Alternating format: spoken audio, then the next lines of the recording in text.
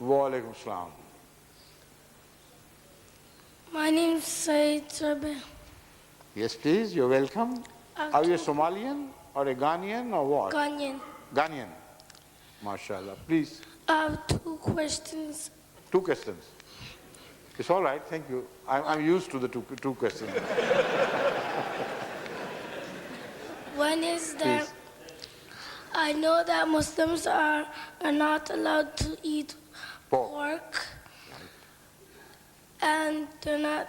And what's the use of God making pig if we're not allowed to eat pork? Why Allah has made pig that if we cannot? Allah ने सूर पैदा कर दिया. Just a minute, please. Please calm down, please. Is there a small boy sitting by your side? Behind you? Yes, right.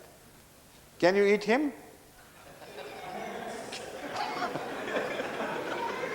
Can you eat that boy who is sitting behind you? I'm asking you.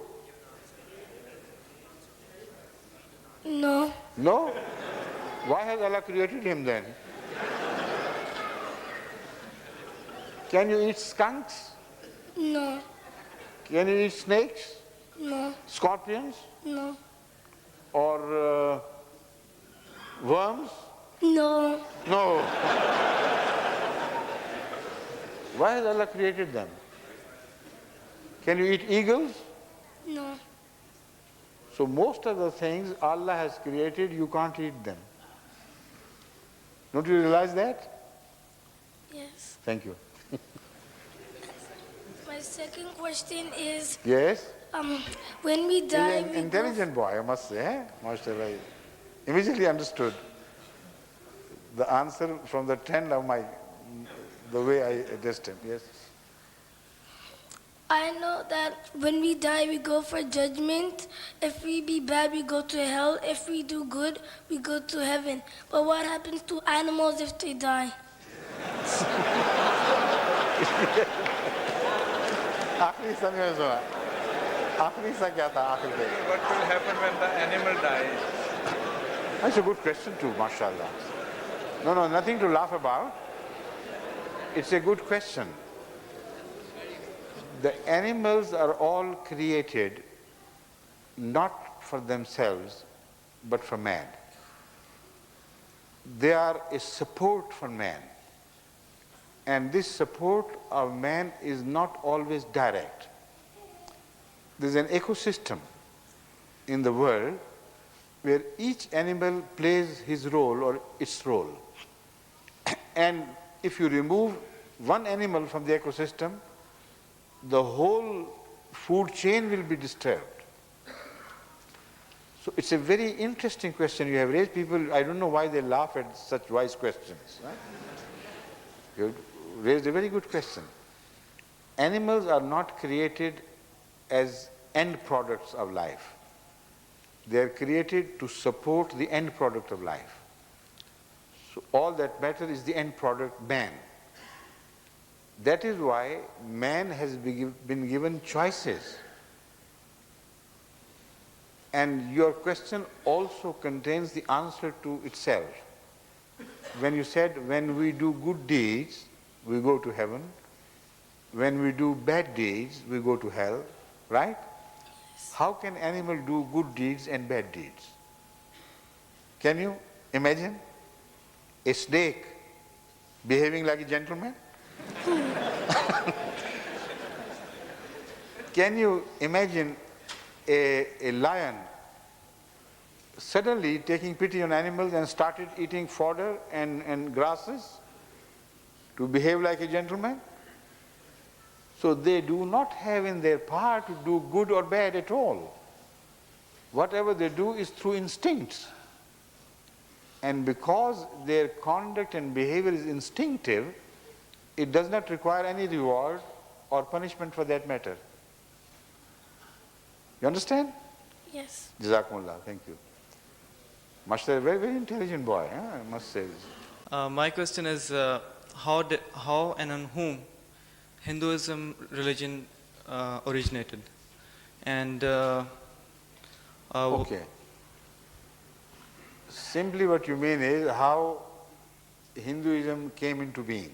yes, Huh? yes, And how it was founded. and how in its original form it's true, and as opposed to today, like Okay. it's not. Now, do you want an answer from the point of view of Hindus as they believe, No, from or our from the Jamaat, point of view as what we believe? from what we believe. Okay. What we believe is that all over the world, prophets of God appeared. And when they came, they were opposed. And extreme antagonism was shown towards them, and all attempts were made to annihilate them and their message and their followers, all of them together, wipe them out of the face of the earth. This is a universal phenomenon, number one. Number two, despite the best efforts of the enemies, they failed to achieve this purpose. And the prophets of God, despite the fact they were single, alone, and weak, they somehow became dominant and emerged victorious over that powerful society of antagonists. And once their authority was accepted at last, then their position was continuously raised from their real position of humanity. Myths were added, and they were mythified from then on. So there are two phases of human psychological attitude towards divine authorities. First, they are rejected as less than human beings. Once accepted, their status is raised as if they were more than human beings. So man keeps his ego still alive. He says we bowed to him not because he was an ordinary man, we are superior men, but because he was a superhuman thing. When they do this, again they obstruct the passage of the next prophet to come. So a sort of khatamiyat is born with every prophet and seals the way for the future prophethood whenever God so decides to send a prophet in future. Now this khatamiyat is a universal concept. It is the same human distortion which creates gods out of men, gods out of messengers of Allah. So we believe the same phenomenon is witnessed in the history of Indian religions. They originally came as messengers of Allah. Their terminology was misunderstood. First of all, they were rejected, of course. Then they emerged victorious as God had promised them. Once they were accepted, gradually and slowly their status was raised from that of human beings to that of gods. So this is how Hinduism came to be born. Hazrat Krishna, for instance, he is known to be a human being in a god in the form of human beings, in the shape of human beings by the Hindus. A man which has some supernatural powers. A man who has 4 hands instead of 2. A man who has wings. A man who tends the cow. And those who help him tend the cow, they are gopis. Women folk who are beautifully dressed, but who are also tenders of cows. So a tender of sheep, instead of a tender of sheep, in India comes a tender of cows. So when you turn to the Israelites and refer to their prophets, you'll be surprised to see that they are shown as tenders of sheep. And because it was cows which were important in India, which were the alternative for sheep in Middle East. So here a prophet comes with a tender of cows. His gopis are the same disciples or apostles who help him tend the cows. And they are shown in the form of females because they accept his influence. And that is exactly how Jesus Christ is mentioned in his second advent. That he would be awaited by chaste, untouched women. So it is the same story of religions all over the world, only it's a failure in the correct interpretation of religious jargon or religious terminology. So we believe that Hazrat Buddha, when he played his flute, he only indicated that as this flute in my hand is not singing by itself, it is incapable of producing any sound or any music. I breathe into it, and then what you hear is the result of my breath. So also I am in the hands of God. I am like a flute which does not sing by itself or create music by itself. Allah breathes into me, and then whatever I sing is the word of God. And this is the meaning of the Holy Quran when it says, when we breathe into Adam, then prostrate to him. So the breath of God is symbolized in that the image of Krishna playing his flute or pipe. And the gopis are his disciples who take care of the common folk of his people, of his time. And his wings are like the wings mentioned in the Holy Quran. I've already mentioned one such reference. I've also spoken of one verse of the Holy Quran in relation to Hazrat Muhammad Rasulullah sallallahu waqfiz alayhim lahum janah waqfiz lahum janah az-zill. Lower your wings of kindness over them. So where was the wing of Hazrat Muhammad Rasulullah sallallahu? Obviously, wing means a character or an attribute. So the prophets of Allah have double attributes, and that can be explained in detail with reference to the Quran. Prophet Muhammad Rasulullah sallam had more attributes in the sense that from among his ordinary attributes came to be born higher attributes. So he was one of us, yet he had grown into something to which we do not have any access, because from within him was born a new spiritual life. And this is a phenomenon which is common to all prophets. Khalq-e-akhir is the term of the Holy Quran. So whenever a man is born from within a man, he also has his own two hands. He has his own two eyes, but they are spiritual. So then these prophets, instead of having two hands, they have four hands. Instead of having two eyes, they have four eyes.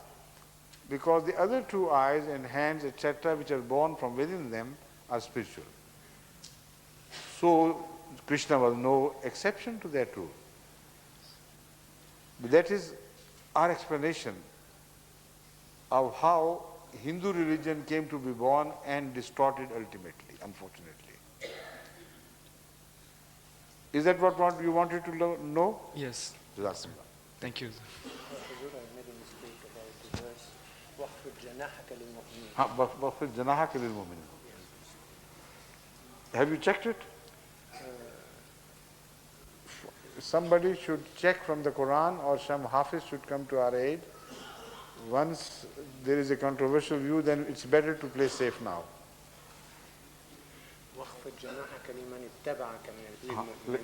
This is it. وَخْفِضْ جَنَاحَكَ لِمَنِ اتَّبَعَكَ مِنَ الْمُؤْمِنِينَ. This is the verse. But the word janah is the word which was the issue, and that remains the same, of course.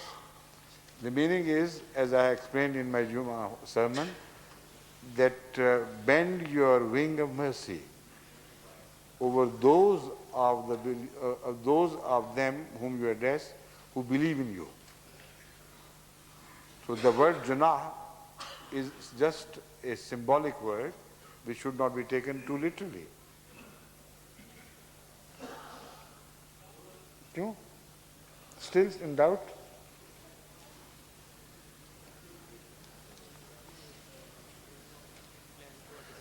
Now you can also turn to the verse where every one of us is spoken of as having wings, because we have to lower our wings upon our parents.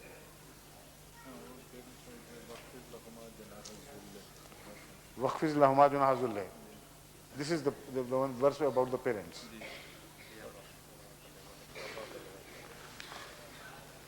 The one verse which we refer to regarding Hazrat Muhammad Rasulullah Sallallahu Alaihi Wasallam is وَخْفِضْ جَنَاحَكَ لِمَنِ اتَّبَعَكَ مِنَ الْمُؤْمِنِينَ.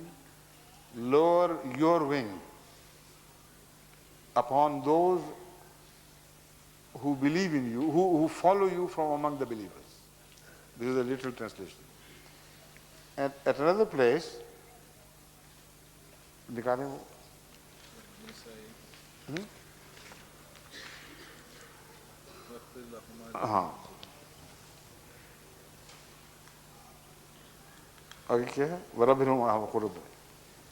every man, every woman who is a believer is addressed by God in relation to their responsibility to their parents. So although the address is apparently to the male members, to the men, but everybody knows that here in every such case both men and women are addressed together. So let us translate this: وَقْفِضْ لَهُمَا جُنَاحَ الذُّلِّ مِنَ الرَّحْمَةِ وَقُلْ رَبِّ ارْحَمْهُمَا كَمَا رَبَّيَانِي صَغِيرًا. That when your parents, either both or one of the two, reach old age, don't say uff to them. وَقْفِضْ لَهُمَا جُنَاحَ الذُّلِّ. And lower upon them or for them your wing of kindness. So that means every human being is mentioned in the Holy Quran to have wings. So that is why I said when Krishna is spoken of as possessing wings, Hindus misunderstood the meaning of that and took that to be too little. Took that to be a literal expression. Junah and hands, etc., are always mentioned in religions metaphorically. So Allah is mentioned to have as having hands. We are mentioned to have to possess wings. So these are religious terminologies. When they are misunderstood, then unfortunately the original message of the religion is distorted and distorted out of shape ultimately.